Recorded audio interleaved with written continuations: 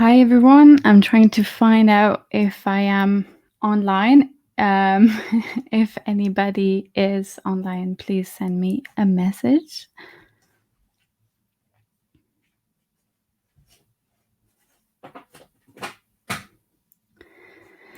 Right, so hi everyone. Today I wanted to do a live talk and discuss some of the questions that have been coming up over and over again from clients and people that I coach. And I think that these are things that are important for everyone to talk about. So for the ones that don't know me yet, my name is Julia DeMauro. I'm the founder of the IBD Hub.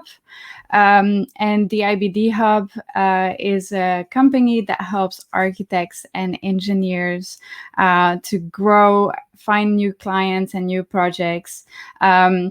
And we also help architects and engineers that individually want to start their own business. So that's why today I wanted to talk about 3 questions that have been asked. The first one is people that have been struggling to find new projects for architecture and engineering practices. So with the COVID, we had quite a few issues. Unfortunately, our field is old-fashioned, as you well know. So most of our networking and decision making is done during networking events that take place face to face. And we also really like to meet up people one-to-one, face to face. So that hasn't been happening. So that was a big problem for most of us. Then the other thing is also that a lot of projects were put on hold. So this situation kind of created a lot of issues within our field. And in my predictions, we will have some kind of a bubble when it comes to architecture and engineering, where the decisions that we haven't made during COVID are going to create a gap in the market. There's not going to be projects that will be ongoing. So how to go about that when you're already a company, an established architecture or engineering practice? How can you make sure that the few projects that will come out are definitely for you? So that's what I want to discuss with you in the first instance. So first of all, I am very shocked that a lot of companies have decided not to invest in their business development skills and strategy. It is essential to invest in that always in parallel to the projects that you're currently doing. So for any of you that has some projects that are ongoing, please do not forget to keep a business development and marketing strategy in parallel to keep the flow going and still be visible to future or past clients, so that they think of you when a project is upcoming.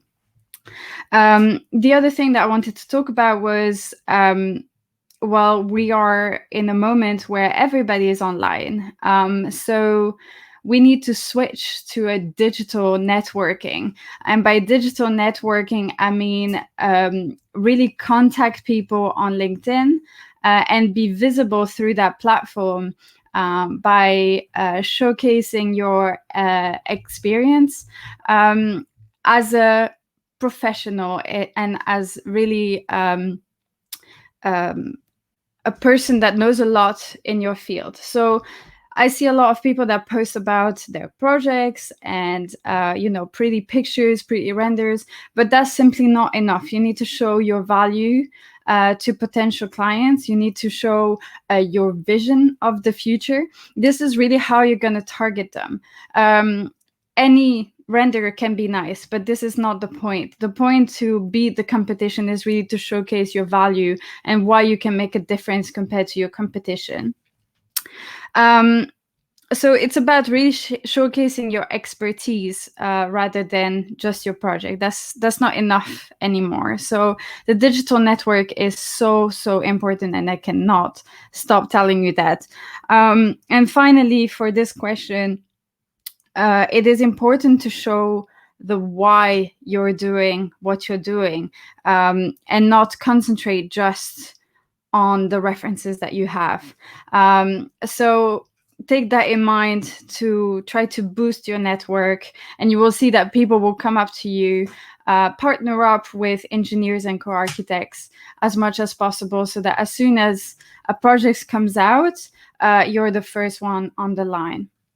The second question that I see coming back is people wondering whether having an architecture or architectural practice right now is wise.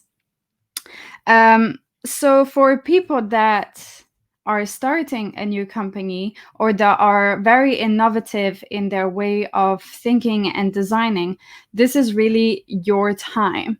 And why do I say that? The market is now changing. We're starting to think about new ways to design housing and new ways to live and new qualities of life. So there will be a need of innovation in the architecture and construction field.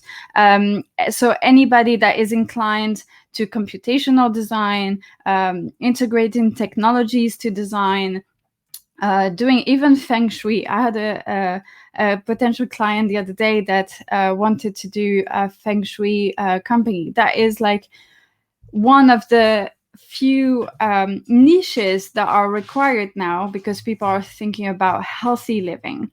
So keep that in mind if you start a company. And definitely the mistake that a lot of people do when they start a company is that they say, oh, I want to do housing, or I want to do retail or commercial or whatever. This is not the right way to start a company. If you really want to break through and have your place in the market, you really need to concentrate on why you're doing this. What are you trying to achieve, and what is the problem that the client has, and how do you go about it to solve it? So that's very important. So what the trend will be in the next few months is that very big companies, very big players of the market are going to have a lot of difficulties handling the difference of income that they get. Usually they get very big projects. They get, money flow that is quite recurrent, and they won't have that. So unless they innovate themselves, which doesn't really happen that often, those big companies that are old-fashioned will start to decrease.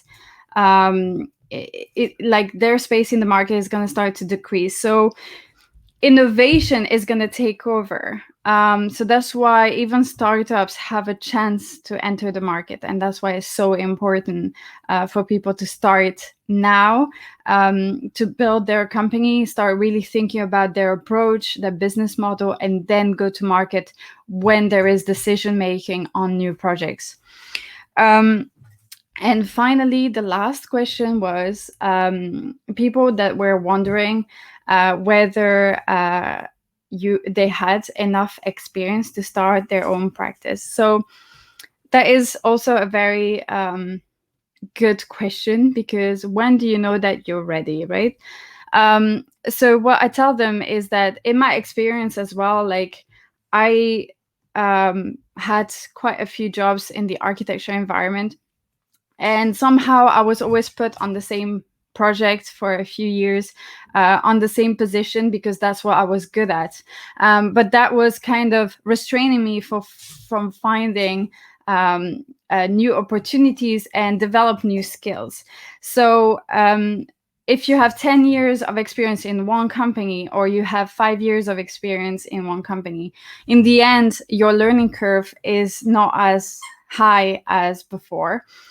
So in my opinion, anyone that is that has been graduating, that has done a master, and that is passionate about what they do, and they want to, push their company forward. That is possible at any level after a master graduation. You just need to really believe that it will work, and you learn by doing. So that's also very important.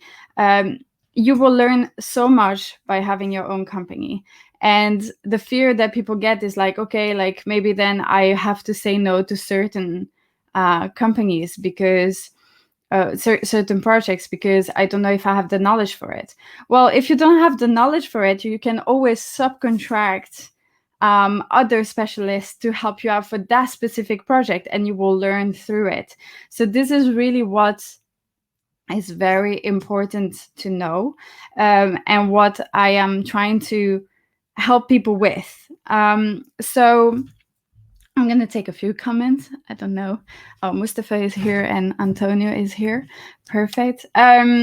Yeah, so that's what I had to say for today. This recording will be then shared on our podcast, the IBD Hub podcast. So if you want to listen to it fully again, that's where you will find it. And finally, I just wanted to mention that we have online courses about how to start your own architectural practice for 50 euros now. We also have business coaching packages for individuals that want to start their business. And of course, consultancy for companies who want to digitalize and modernize their business development and marketing skills. So that's it for me. Have all a great day, and I see you very soon.